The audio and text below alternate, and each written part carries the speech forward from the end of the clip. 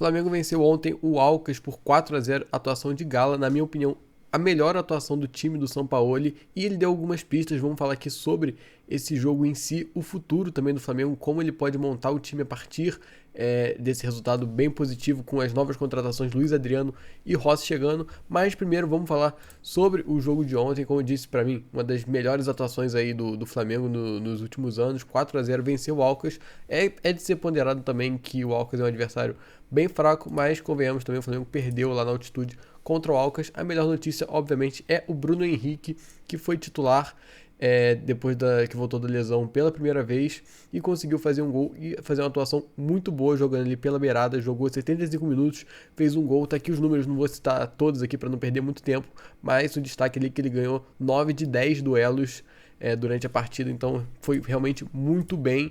E a gente esquece às vezes que o Bruno Henrique é tão bom assim, porque ele ficou tanto tempo fora, mas esses aqui são os números do Bruno Henrique na Libertadores desde 2019, quando ele chegou no Flamengo.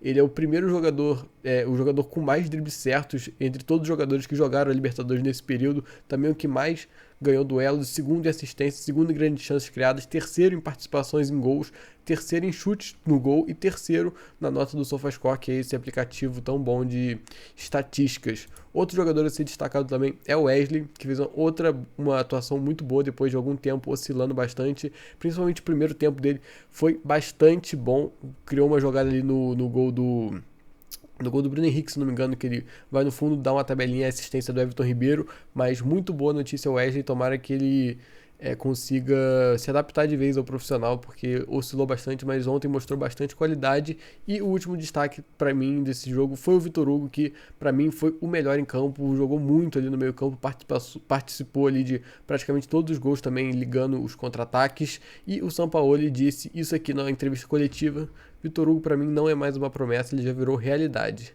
Ele entra no jogo e resolve. Para mim é um jogador a mais para competir com Gerson, Arrascaeta e Everton Ribeiro. Então quer dizer, o Vitor Hugo vem ganhando a titularidade e está merecendo ele ser titular no meio desses jogadores muito experientes, ele que só tem 19 anos. Agora falando sobre a oscilação de desempenho do Flamengo, o Flamengo vinha de uma derrota de 4-0 para o Bragantino, depois venceu o Santos, mas jogou muito mal. Acho que esses números aqui ajudam a entender um pouco essa oscilação de desempenho, né? Contra o Alcas, o Flamengo deu 22 finalizações, sendo 9 no gol. Contra o Santos já teve apenas 10, então um número bem abaixo. Contra o Bragantino aí foi um baile, o Flamengo só deu 7 finalizações, o Bragantino deu 36. Contra o Grêmio, que na minha opinião já foi um resultado mentiroso, o Flamengo não jogou tanto para fazer esse 3-0 contra o Grêmio chutou bem mais e bem mais no gol também.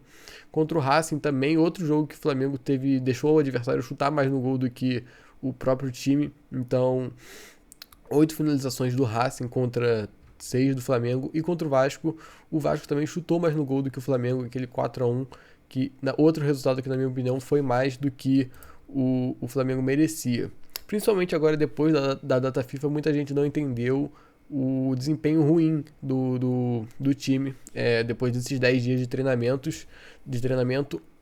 Durante essa semana o Fred Soares soltou essa notícia que durante esse período de espaço dos jogos da seleção, o São Paulo usou para fazer uma pré-temporada física, porque o desempenho físico dos atletas não estava tão bom, então ele usou esse tempo para focar bastante em fortalecer fisicamente o elenco, e a consequência disso seria que depois que os jogadores tiveram essa carga tão intensa de treinos, acabou sentindo a perna pesada, principalmente nos 2 jogos. Agora acho que contra o Alcas já foi bem mais tranquilo, mas essa pode ser uma das explicações que o desempenho do time foi tão ruim nessa volta da data FIFA. Agora está recuperando, e a tendência, se essa notícia se confirmar, é que o time fique mais estável fisicamente nas próximas rodadas. Agora falando um pouco mais sobre escalação, né? Ontem o Flamengo jogou com esse time aqui, perdão, deixa eu colocar aqui para vocês que está trocado. Mas enfim, o Flamengo jogou aqui com ataque. Esse é o time do Flamengo no ataque, na verdade, né? Com 3 zagueiros. O Felipe Luiz fazia o terceiro zagueiro. Na verdade, tá errado aqui, tá o Pulgar, mas na verdade quem jogou foi o Thiago Maia, né? Mas esquece isso aqui. Enfim, com um jogador ali na frente dos zagueiros, e lá na frente 3 meias, Arrascaeta, Vitor Hugo e Everton Ribeiro, e 2 alas bem abertos, o Bruno Henrique e o Wesley, com o Pedro lá na frente. Então esse foi o time que jogou ontem, um 3-1-4,